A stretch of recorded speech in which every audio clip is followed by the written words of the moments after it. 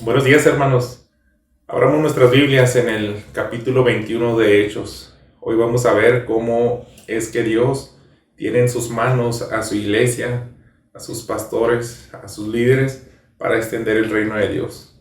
Cuando nosotros estamos disponibles para dejarnos usar y estar en el centro de la voluntad de Dios, el reino se extiende como Dios lo planea. Y lo que quiero que veamos hoy, el título que le he puesto a este mensaje es Sometidos a la voluntad de Dios. ¿Qué pasa cuando estamos bajo la voluntad de Dios? A veces vemos historias muy sorprendentes, como si todo estuviera realmente coordinado. Los momentos en los cuales la iglesia se pone a disposición de los pastores a la iglesia, y en conjunto podemos ver cómo Dios bendice y alcanza a más personas, manifiesta su gloria. Hace ya varios meses me gustó mucho una anécdota que cuenta este director de Hard Cry, el hermano Pablo Washer, una historia muy sorprendente en la cual él recibe muchos dólares para ofrendar a pastores, y tenían ese destino de que se invirtieran en libros. Él va a Perú y cuando lleva toda esta ofrenda de iglesias de Estados Unidos, en cuanto llega al hotel, que aterriza su avión, él empieza a sentir un impulso de que Dios le decía: vas a ir a primera hora a la biblioteca, a la librería cristiana. Y fue un pensamiento, como él lo describe, muy directo, que no le dejó ni siquiera descansar bien esa noche. Y al siguiente día, todavía eran como las 6 de la mañana, y él va a esa librería cristiana. Al mismo tiempo, en esa mañana donde todavía faltaban al parecer un par de horas más para que abriera la librería, llega también un pastor de la selva de Perú. Y están ahí los dos pues esperando, y todavía no sabía exactamente cuál era el propósito que Dios le mandó, porque tenía esa fuerte convicción de que lo tenía que hacer, visitar esa librería en la mañana. Total, se saludan, entran los dos, y Pablo Washer le había dicho: ¿qué estás haciendo aquí? Él contesta: soy un pastor, mi iglesia junta una ofrenda para que yo vaya y compre libros aquí en la ciudad. Entonces, ese es el motivo por el cual estoy aquí. Okay. Entonces, Pablo Washer está escogiendo muchos libros, todo lo que tiene que ver herramientas pastorales para crecimiento de la iglesia. Está juntando alteras y alteras de libros, está invirtiendo todo ese dinero en la ofrenda para obsequiarlo a este pastor. Y a veces cuando le hacía unos vistazos, veía que él solamente tenía aproximadamente como $1 para comprar lo que la iglesia le había encomendado. Cómprate algunos libros, pero parece que ni se alcanzaba a completar, solamente tal vez un par de folletos. Total, cuando están en la caja, Pablo le pregunta: ¿cómo te fue? Pues no pude comprar. Y él empieza a decirle: ¿sabes por qué estoy aquí? No te conozco. Yo vengo de Estados Unidos, muchas iglesias levantaron una ofrenda y todo esto es para ti. Y podemos ver cómo Dios actuó para bendecir a este pastor. Pero el énfasis que hacía Paul Washer decía que somos unos necios cuando nosotros dejamos de creer que Dios utiliza la iglesia como el medio para bendecir a los demás. Todos trabajamos en coordinación, y nosotros como cuerpo de Cristo somos los que extendemos el reino de Dios de muchas maneras. Entonces, eso es si estamos sometidos bajo la voluntad de Dios. Quiero proponerte 2 puntos en los cuales vamos a ver hoy la iglesia bajo la voluntad de Dios, y también Pablo bajo la voluntad de Dios. Dice así, vamos a tener esta lectura inicial, no sin antes recordar un poco, ubicarnos en el contexto donde nos quedamos la semana pasada. El par de sermones anteriores yo le había titulado todo el consejo completo de Dios, que era lo que el apóstol Pablo dijo: yo no rehusé darles todo el consejo de Dios, lo que necesitan para la vida y la piedad. Y se despide de los ancianos de la iglesia de Éfeso en Mileto. Fue una despedida muy emotiva y él les encomienda en las manos de Dios. Que yo ya no voy a verlos, ahora solamente Dios les va a cuidar. Pero si te dejan todo el consejo de Dios, ahora ¿qué corresponde a la iglesia? Que le obedezcan, que lo lleven a cabo, que lo practiquen. Y es en parte lo que yo veo, lo que va a ocurrir en estos primeros versículos del capítulo 21.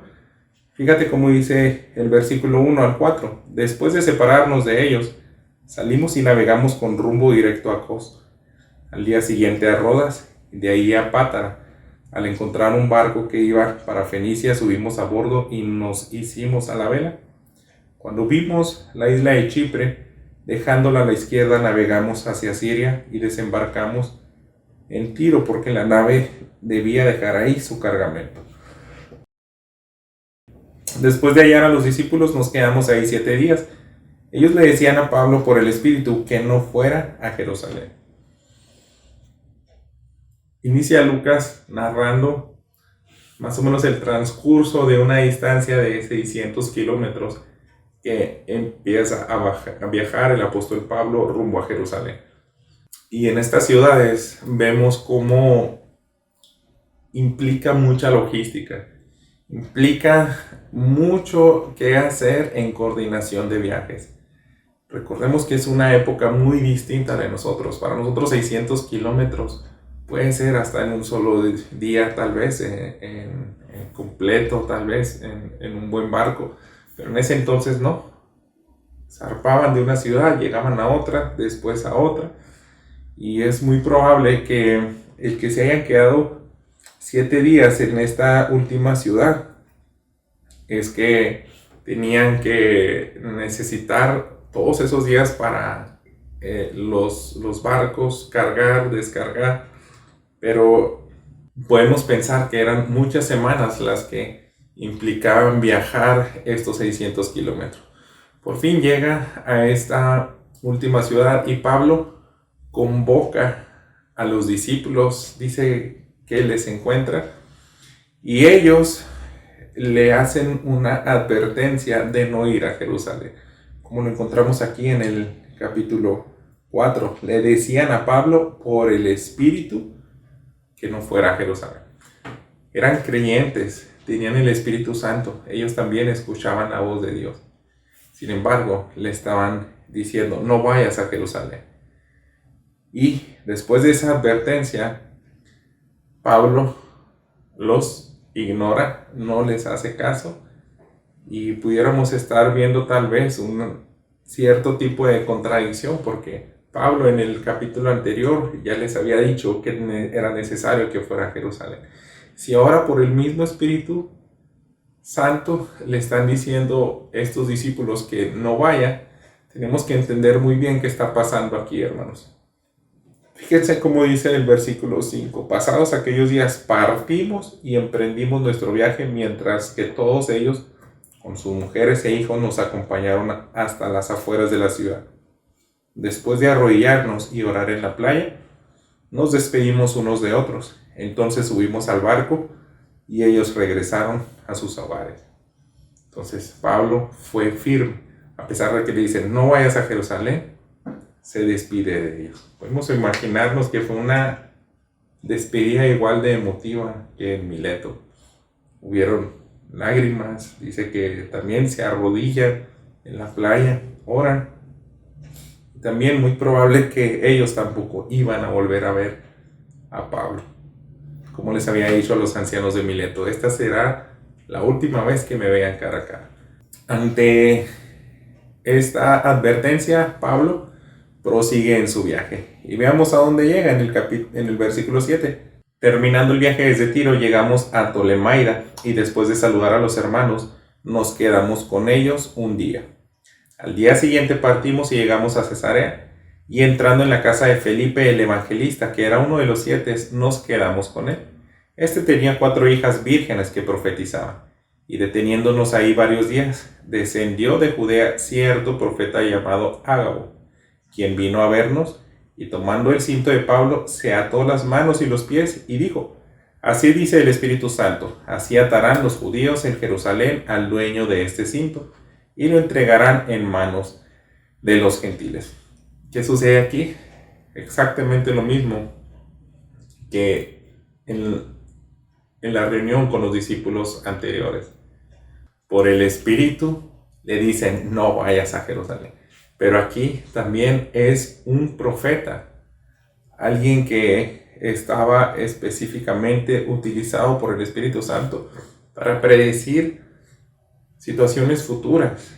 En ese tiempo de los apóstoles se llevaban este tipo de profecías. A lo largo de toda la iglesia del cristianismo se han hallado algunos registros de estos, pero más que nada en esta época. Entonces, Ágabo advierte por segunda vez a Pablo que no vaya. ¿Cuál es la reacción del apóstol?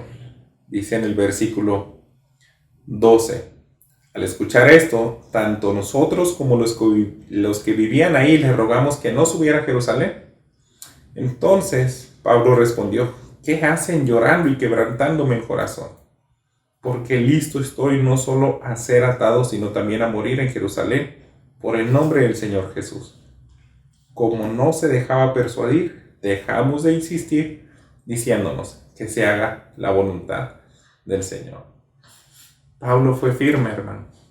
Le estaban diciendo: no vayas, no llegues a Jerusalén porque te esperan aflicciones, pero no era nada nuevo de lo que Pablo ya había aclarado en el capítulo anterior. Si vamos ahí en el capítulo 20, fíjense cómo dice el 22. Ahora, yo atado en el Espíritu voy a Jerusalén sin saber lo cual allá me sucederá, salvo que el Espíritu Santo solemnemente me da testimonio en cada ciudad diciendo que me esperan cadenas y aflicciones. Pero en ninguna manera estimo mi vida como valiosa para mí mismo, a fin de poder terminar mi carrera y el ministerio que recibí del Señor Jesús, para dar testimonio solemnemente del Evangelio de la gracia de Dios. Él ya les había dicho: tengo que ir a Jerusalén. Lo único que yo sé que es seguro para mí es sufrimiento. Y aquí el Espíritu Santo le está diciendo a la misma iglesia, a los mismos discípulos y también por medio de un profeta: si te esperan muchos sufrimientos. La conclusión de ellos, para Pablo, decía: no vayas. Pero Pablo insistía: tengo que ir. Ellos hasta tenían lágrimas, tenía bastante peso, pudiéramos pensar así. Estaban de sus discípulos más allegados, y ahí también se está incluyendo Lucas en la redacción. Él mismo, yo creo con ojos llorosos, igual los demás, le decía: no vayas, vas a sufrir. Sin embargo, los discípulos se entregaron a la voluntad de Dios. Ellos tuvieron que alinearse no tanto a la convicción de su pastor, que eso era muy importante que le apoyaran, porque él estaba convencido de que tenía que obedecer a Dios yendo a Jerusalén. Pero lo más importante es que se alinearon a la voluntad de Dios. Debemos entender que no había contradicción en lo que decía el Espíritu Santo a los discípulos y a Pablo, porque Pablo anteriormente ya estaba convencido de que tenía que ir a Jerusalén. También en el capítulo 19, leamos el versículo 21 que dice: pasadas estas cosas, Pablo decidió en el Espíritu ir a Jerusalén, después de recorrer Macedonia y Acaya, diciendo: después de que haya estado ahí, debo visitar también a Roma. Él tenía esa convicción de que tenía que llegar hasta Roma. Y también por sus cartas, epístolas, él quería ir más bien hasta España. Y esa idea también era marcada desde la convicción que tuvo en aquella experiencia de su conversión. Cuando vamos hasta el capítulo 9, el versículo 15 dice lo siguiente: Pero el Señor le dijo, ve, porque es mi instrumento escogido para llevar mi nombre en presencia de los gentiles, de los reyes y de los israelitas, porque yo le mostraré cuánto debe padecer por mi nombre. Y entra Ananías, ora por él, recibe el Espíritu Santo, y Ananías mismo le tuvo que confirmar eso. ¿Sabes qué? Dios me manda para imponerte las manos, recibas la vista del Espíritu Santo, porque este es tu propósito. Tienes que ir a los gentiles, los judíos, reyes, y vas a sufrir por Cristo. Esa convicción es algo que ni aunque el cuerpo de Cristo le insistiera y tratara de desviar ese propósito, él sabía, tenía esa seguridad que tenía que ser firme. Entonces, lo que vemos aquí, hermanos, no es tanto una contradicción del Espíritu Santo, diciéndole por medio de los discípulos, no vayas, sino más bien les decía, si va a sufrir. Pero a Pablo desde años atrás le había dicho, tienes que ir. Esto es muy diferente a lo que pasó aquella ocasión en el capítulo 16, cuando en su viaje misionero se le impide por el Espíritu. Fíjense cómo dice en 16:6, pasaron por la región de Frigia y Galacia, habiendo siendo impedidos por el Espíritu Santo de hablar la palabra en Asia. La Reina Valera 60 dice, se nos fue prohibido. Entonces, es muy distinto que Dios diga, te prohíbo, a decir, vas a tener aflicciones. Entonces no hay contradicción. Pablo obedece y por eso podemos proseguir como se narra el viaje. Ahora en el versículo 15, regresando al capítulo 21, dice lo siguiente.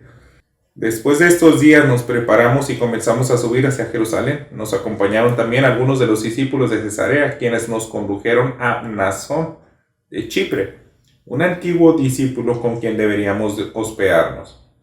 Cuando llegamos a Jerusalén, los hermanos nos recibieron con regocijo. Al día siguiente Pablo fue con nosotros a ver a Jacobo, y todos los ancianos estaban presentes. Al fin llega hasta Jerusalén. Pero desde la profecía de Ágabo hasta Jerusalén son otros 100 kilómetros que también implicaba bastantes días de viaje.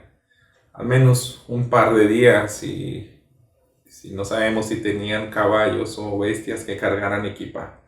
Pero la iglesia, hermanos, nuevamente jugó un papel muy importante en los traslados de Pablo, los planes de su pastor.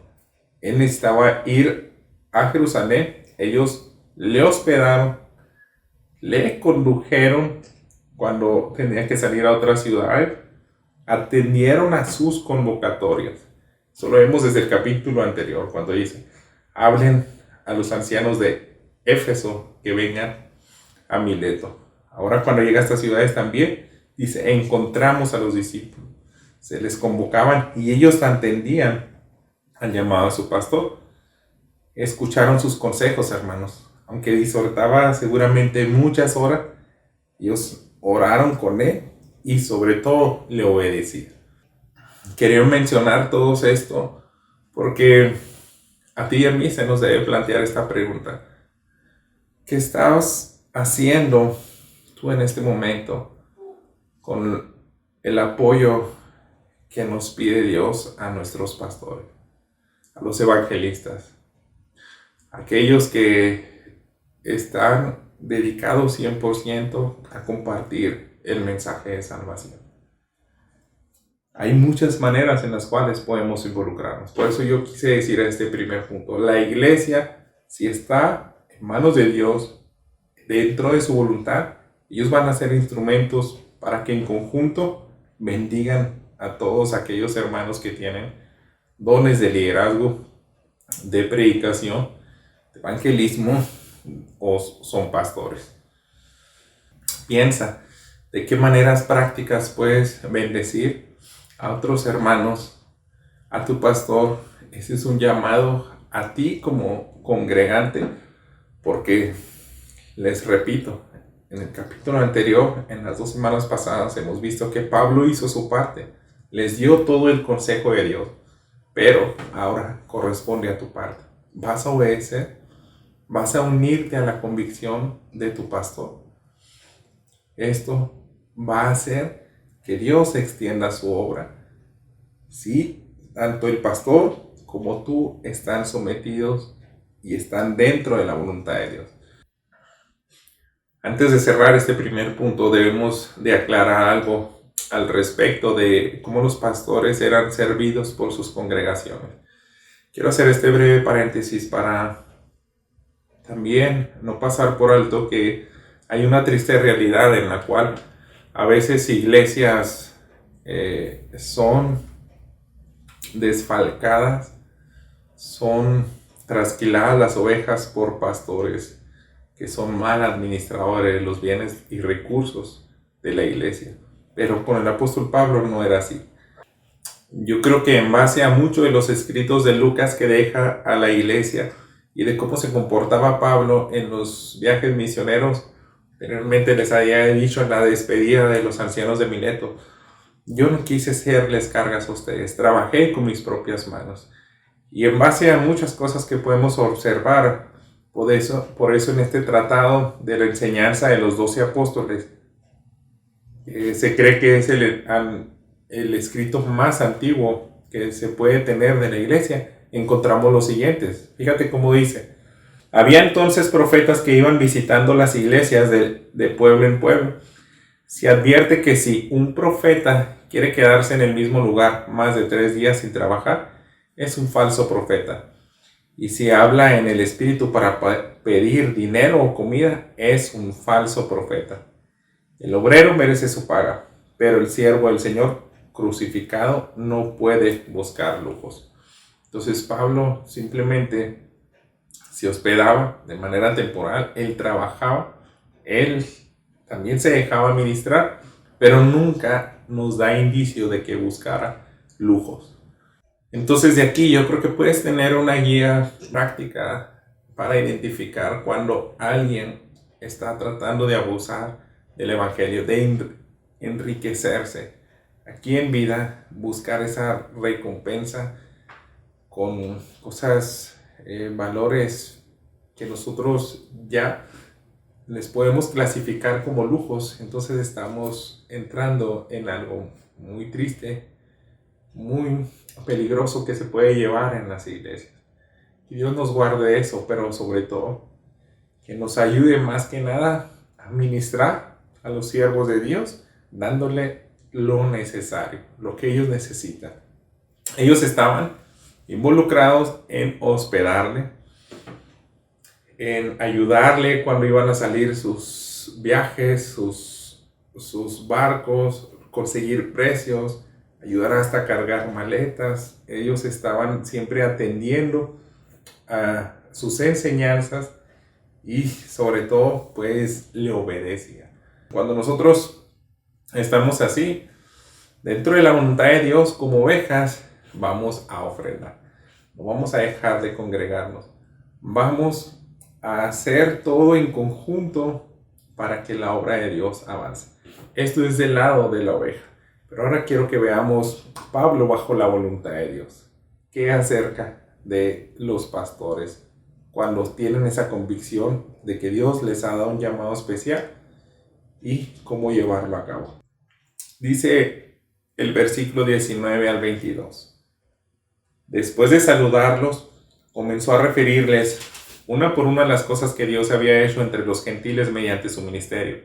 Ellos, cuando lo oyeron, glorificaban a Dios y le dijeron: hermano, ya ves cuántos miles hay entre los judíos que han creído y todos son celosos de la ley.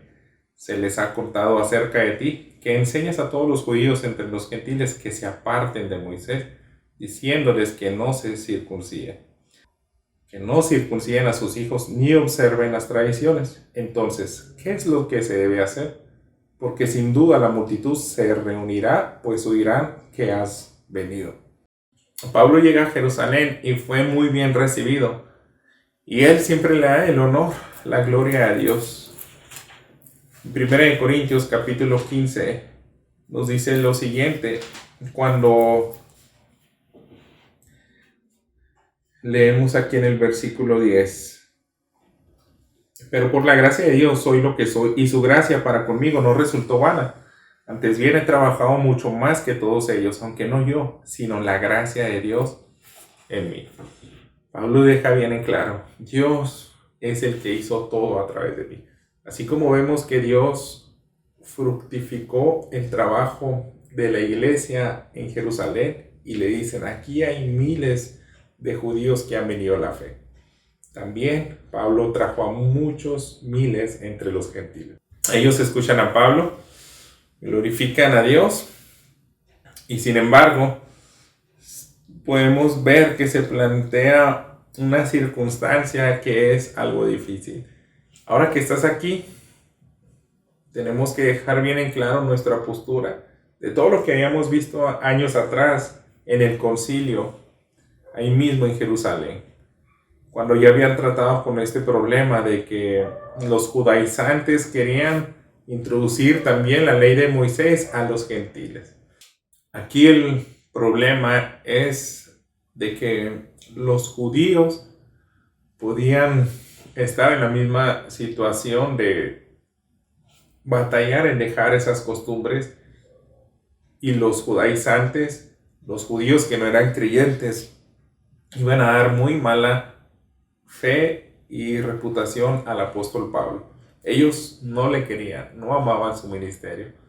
Aquí es como vemos que Pablo está dentro de las manos de Dios para cumplir también un propósito de traer a los pies o ser de impacto a los judíos en Jerusalén. Él tenía que estar en Jerusalén, Dios quería que estuviera ahí y aquí podemos empezar a ver su propósito. Todo aquello que apunta a su sufrimiento. Leamos lo que dice el versículo 23. Por tanto, haz esto que te decimos. Tenemos 4 hombres que han hecho un voto. Tómalos y purifícate junto con ellos. Paga sus gastos para que se rasuren la cabeza. Así todos sabrán que no hay nada cierto en lo que se les ha dicho acerca de ti, sino que tú también vives ordenadamente guardando la ley. Pero en cuanto a los gentiles que han creído, nosotros les hemos escrito habiendo decidido que deben abstenerse de todo lo que ha sido sacrificado a los ídolos, de sangre y de comer carne de animales estrangulados y de fornicación. Entonces, Pablo tomó consigo a los hombres y al día siguiente, purificándose junto a ellos, fue al templo, notificando de la terminación de los días de purificación hasta que el sacrificio se ofreciera por cada uno de ellos. Pablo, hermanos, tenía que ser testimonio también para ellos. Se nos hace tal vez difícil entender por qué a veces él quiere enseñar, como los Gálatas, que no se sometan a la ley, pero al mismo tiempo él les quería alcanzar. Todo esto se aclara cuando nosotros leemos 1 Corintios, que este capítulo 8 y 9 de esta carta nos habla de que antes que nada debe manifestarse el amor, la abstención a favor de aquellos que son débiles de conciencia, con tal de que madure, de que no sean ocasión de tropiezo para ellos. Capítulo 8, versículo 9 al 13, dice lo siguiente: tengan cuidado, no sea que esta libertad de ustedes de alguna manera se convierta en piedra de tropiezo para el débil. Porque si alguien te ve a ti que tienes conocimiento, sentado a la mesa en un templo de ídolos, ¿no será estimulada su conciencia si él es débil a comer lo sacrificado a los ídolos? Y está tratando de muchas cuestiones, en este caso es específicamente el alimento, que puede ser de tropiezo para aquellos que pueden ver como algo muy mal el comer sacrificado a los ídolos. Pero dice en el versículo 11, con tu conocimiento se perderá el que es débil, el hermano por quien Cristo murió. Y así al pecar contra los hermanos y herir su conciencia cuando ésta es débil, pecan contra Cristo. Por tanto, si la comida hace que mi hermano caiga en pecado, no comeré carne jamás, para no hacer pecar a mi hermano. El apóstol Pablo quiere establecer un principio. Debemos de entregar nuestra voluntad a favor de aquellos que son débiles de conciencia, porque estamos tratando de alcanzar algo mayor detrás de todo este actuar en nosotros. Queremos que almas vengan a los pies de Cristo. Pablo quería ser instrumento para que más judíos vinieran a los pies de Cristo. Eso iba a abrir puertas al evangelio a algunos. En específico, si vamos al siguiente capítulo, dice en el 9:19: porque aunque soy libre de todos me he hecho esclavo para ganar al mayor número posible. A los judíos me hice como judío para poder ganar a los judíos, a los que están bajo la ley como bajo la ley, aunque yo no estoy bajo la ley, para poder ganar a los que están bajo la ley. Y dice el versículo 23: y todo lo hago por amor del evangelio, para ser partícipe de él. Lo que estaba haciendo aquí Pablo, hermanos, en Jerusalén, en su conciencia, lo que más anhelaba era que más judíos, más hermanos sanguíneos de la nación de Israel vinieran a los pies de Cristo. Entonces era una manera de, aunque su conciencia estaba tranquila, él iba a tratar de no ser de tropiezo para que estuvieran receptivos al mensaje cuando Dios les diera oportunidad de hablarle. Sin embargo, eso no ocurrió tristemente. Leamos el versículo 27, regresando a Hechos 21.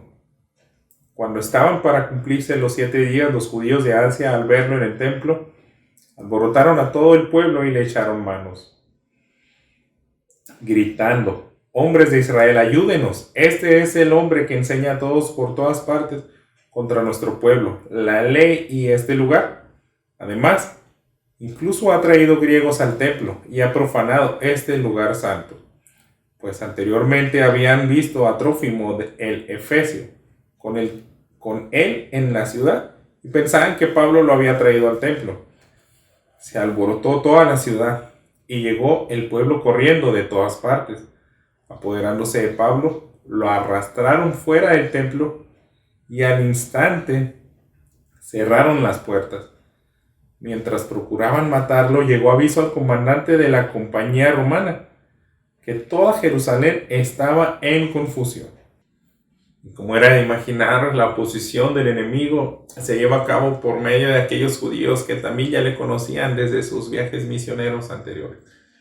Eran épocas en las fiestas de Jerusalén donde todo judío del Imperio Romano venía a Jerusalén y ellos ya conocían al apóstol Pablo. Entonces son los que empiezan a alborotar a toda la audiencia, acusándoles con mentiras. Fue algo similar a la acusación de que le dieron a Esteban: tú quieres destruir el templo, tú eres enemigo de nuestra nación. Pero eso era mentira. También era mentira que Pablo había introducido a un gentil en el templo. Esto era prohibido. Entonces, esta acusación era una violación específica de, yo creo, esa parte cuando el apóstol Pablo dice: Dios quitó el muro que era la enemistad entre judíos y gentiles. Probablemente cuando escribe eso en otra de sus cartas, se refería a que en Jerusalén estaba el atrio el lugar de los gentiles, pero había un muro de piedra de 12 metros de altura que impedía que los gentiles atravesaran a este lugar exclusivo de los judíos. Tenían ciertos privilegios del gobierno de Roma. Ellos se les había dado la autoridad para matar si entraba ahí alguien que no fuera de la nación judía. Hay historiadores como Flavio Josefo o algunos otros estudiosos de la Biblia que dicen que se han encontrado fragmentos o la inscripción en griego de estas palabras. Se ponía también en latín se ponía en la lengua oficial que manejaban ellos también en arameo, palabras como la siguiente. Dice: ningún extranjero puede traspasar la barricada que rodea el templo y su interior. Cualquiera que sea descubierto haciéndolo se hará responsable de su propia muerte. Entonces, ellos dicen, Pablo introdujo un gentil. Eso era tal vez no tan deliberadamente como la primera acusación. Aquí se nos dice en el texto que ellos suponían que lo había hecho. Pero ante todo este escándalo que se empieza a llevar a cabo, el general de la guardia del ejército romano con mayor autoridad ahí en Jerusalén tiene que salir y tomar cartas sobre ese asunto. El tribuno se le nombra así en la Reina Valera 60, pero en sí era el comandante superior que muy probablemente estaba a cargo de unos 1000 soldados en la base militar oficial de Jerusalén. Él estaba encargado de llevar la paz ahí cuando hubieran levantamientos, alborotos. Entonces sale a ver qué está ocurriendo. En el versículo 32 se nos describe: inmediatamente tomó consigo algunos soldados y centuriones y corrió hacia ellos. Cuando el pueblo vio al comandante y a los soldados, dejaron de golpear a Pablo. Entonces el comandante llegó y lo arrestó y ordenó que lo ataran con 2 cadenas y preguntaban quién era y qué había hecho. Pero entre la muchedumbre unos gritaban una cosa y otros otra, y como él no pudo averiguar con certeza los hechos debido al tumulto, ordenó que llevaran a Pablo al cuartel. Cuando Pablo llegó a las gradas, los soldados tuvieron que cargarlo por causa de la violencia de la turba, porque la multitud del pueblo lo seguía gritando: muera. Es una imagen muy similar a lo que hicieron con Jesús ahí mismo en Jerusalén. Todos desenfrenados en ira querían la muerte de este hombre inocente. Entonces, los sufrimientos de Pablo, hermanos, aquí se están cumpliendo. Todo lo que había profetizado Ágabo, todo lo que el mismo Espíritu Santo le decía a Pablo que le esperaría en Jerusalén, se está cumpliendo. Y aquí es una prueba muy clara de que no hubo contradicción en lo que le revelaba el Espíritu Santo a los discípulos y a Pablo. Si Pablo no va a Jerusalén, no se iba a cumplir lo que el mismo profeta Ágabo había predicho. Entonces, yo creo que también le dieron una muy buena golpiza.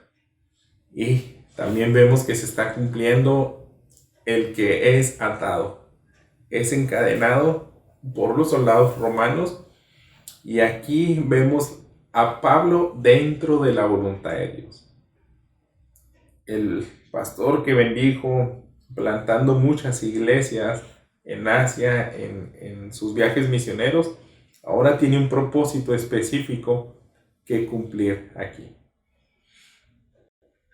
Dice el versículo 37. Cuando estaban para meterlo en el cuartel, Pablo dijo al comandante: ¿puedo decirte algo? Él dijo: ¿sabes griego? Entonces tú no eres el egipcio que hace tiempo levantó una revuelta y sacó los 4000 hombres de los asesinos del desierto. Pablo respondió: yo soy judío de Tarso, de Cilicia, ciudadano de una ciudad no sin importancia. Te suplico que me permitas hablar al pueblo. Cuando el comandante le concedió el permiso, Pablo, de pie sobre las gradas, hizo señal al pueblo con su mano, y cuando hubo gran silencio, les habló en el idioma hebreo. Hasta aquí vamos a llegar con nuestra lectura este día, pero hemos visto cómo se ha cumplido al pie de la letra lo que Dios le había dicho al apóstol Pablo desde el inicio de su ministerio. El comandante romano simplemente se asegura de que Pablo no sea ese cierto personaje egipcio que, según los historiadores, unos 3 años atrás había hecho una gran revuelta ahí en Jerusalén. Cuando Pablo dice que no es él y descarta porque también sabe que él habla griego, ellos tenían y de manera podemos inferir que aquel egipcio no hablaba griego, entonces se puede tranquilizar este comandante romano y le da a Pablo pues esa oportunidad de presentar una defensa ante el pueblo de Jerusalén. Es lo que vamos a ver, Dios mediante, en las próximas semanas, porque aquí, hermanos, se empieza a mostrar todos aquellos cumplimientos de que Pablo tiene que predicar, estar delante de reyes y de también personajes importantes. No olvidemos, a él se le dijo claramente, regresando nuevamente a Hechos capítulo 9, versículo 15, lo siguiente. El Señor le dijo, ve porque es mi instrumento escogido para llevar mi nombre en presencia de los gentiles, de los reyes y de los israelitas. Aparte de que debía de padecer por su nombre. Y les digo, hermanos, aquí empieza Lucas a narrar cómo el apóstol Pablo pudo estar de frente compartiendo el evangelio a personajes importantes del Imperio Romano. Empezando por este tribuno, que por el capítulo 23, versículo 26, podemos saber su nombre, se llamaba Claudio Lisias, este comandante que le rescata de la muerte aquí en la turba con los judíos. Pablo predica el mensaje de salvación a los judíos, pero también le escucha a Claudio ahí en Jerusalén, y también delante del concilio presenta el evangelio también a Félix, a Porcio Festo, a Agripa y su esposa Berenice, y tal vez alguien no muy importante, pero se describe como el gobernador de una isla llamado Publio. Esto es al final del libro de los Hechos, los personajes que registra Lucas. Y podemos entender que hubieron más, hermanos, después cuando llega a Roma. Pero sin embargo, los que están registrados aquí, podemos ver que Dios tiene que cumplir sus planes. Pablo, anteriormente a esto, no había tenido tantas oportunidades para compartir el mensaje de salvación a grandes personajes gobernadores del Imperio Romano. Entonces, él obedeció, y sin embargo, no debemos creer o pensar que para nosotros no hay enseñanzas que no apliquen a nuestras vidas, diciendo, pues esto es exclusivo para los pastores, sino que recordemos lo que decía el apóstol Pablo en Timoteo 3:16, toda escritura es inspirada por Dios y es útil para nuestro beneficio.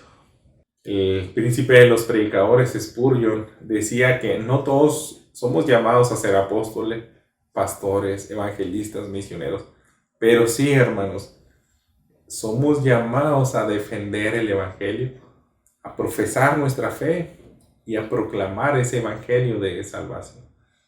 Entonces, las oportunidades que se nos presenten van a ser si estamos dentro de la voluntad de Dios, y debemos de hacerlo con firmeza, independientemente de las habilidades o los dones que el Espíritu Santo nos haya otorgado. Tenemos el mismo llamado a contender por la fe. Pablo lo hizo.